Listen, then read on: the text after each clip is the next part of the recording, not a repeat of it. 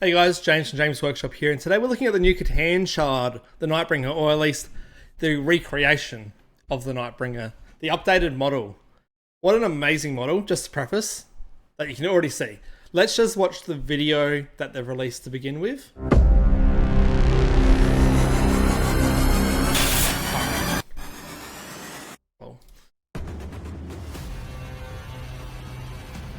It's just such a vibe.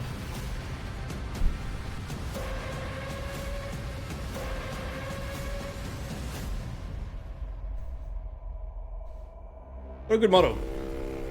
And it says Deathwakes 2026. It just makes me wonder, are we getting a big Necron refresh in 2026? We can get a lot of Catan shards dropped, or we can get some Catan shard related monsters, or just minis in general released. That's not actually Catan shards. I don't know.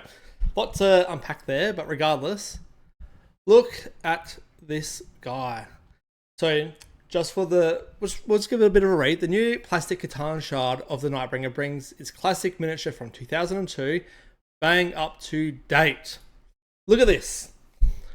I thought the Catan shard back in the day was sick.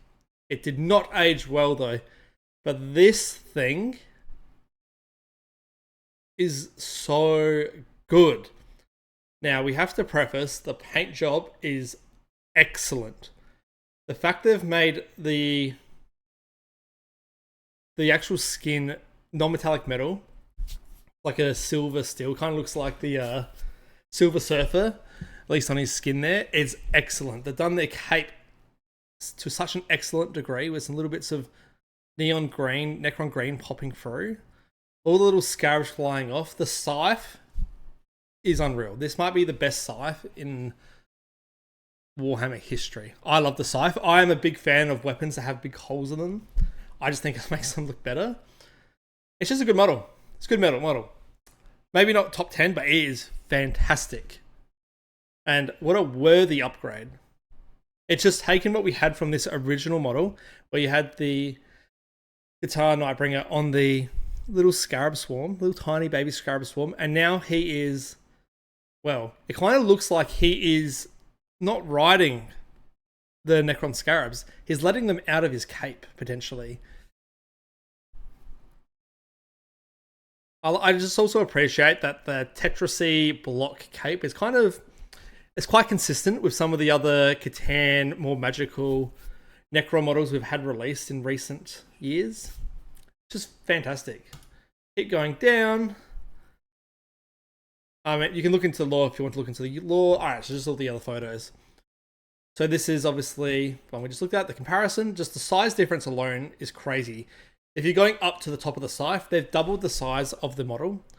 The model itself, of just the actual physical Nightbringer body, is probably twice as big as well. I appreciate there's a lot of connection points to the ground. There's 1, 2, 3, 4, 5. It's about 4 to 6 connection points onto the ground. So that means if one or two of these little bits breaks, it's not the end of the world. And it's actually quite easy to, I don't know, make your own connection point if anything breaks. I appreciate that. Just having a look around the back, look at the detail. And it's hard to tell what's painted in and what's actually in the model. Detail in the muscles. I love that they've made him a flesh body, but you can see that it's still metallic in regards to the physical molding. Like look at those, what's meant to be like the side of the abs or the ribs or whatever, they've just put it in there. It gives it a metallic look. The hands are good. I like that they have the bit of the cape strand going across the scythe. Look how long the nails are. Excellent job. Excellent job. I like the different sizing of the scarabs as well. I appreciate that. And just him by himself. Very menacing. I wonder, and I hope there's other head swaps that they can do in the kit. I would like to see some other versions of the head. I wonder if they could do this with no cape.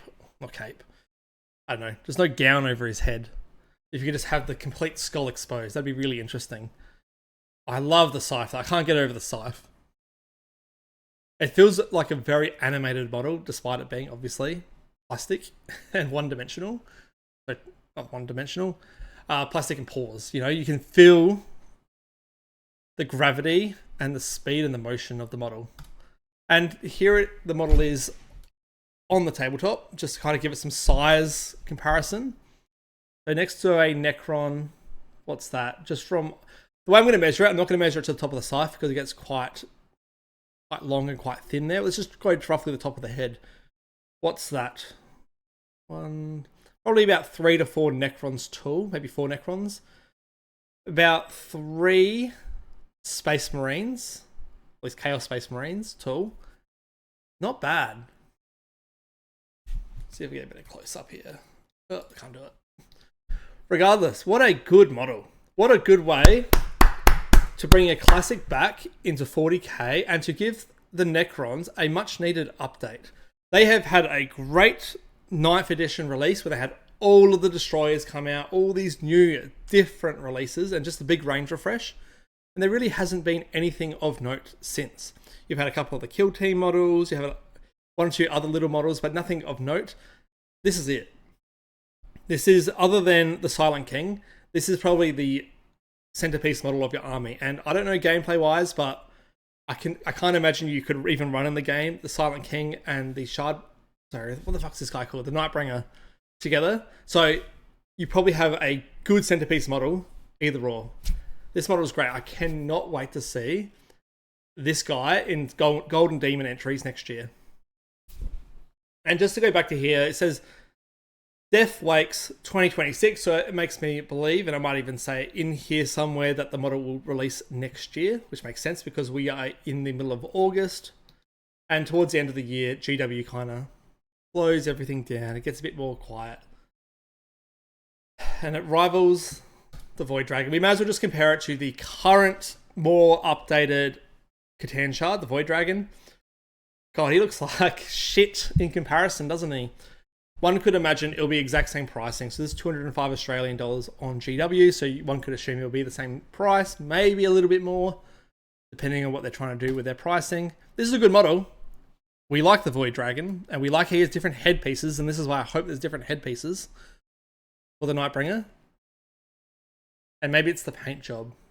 I'm not sure. I need to see both of the Catan Shards next to each other by a good painter with a similar paint job. And then it'll be worthy of a comparison. Good model though, good model. Thank you, GW. Alright, like, subscribe guys, and I'll catch you guys next time.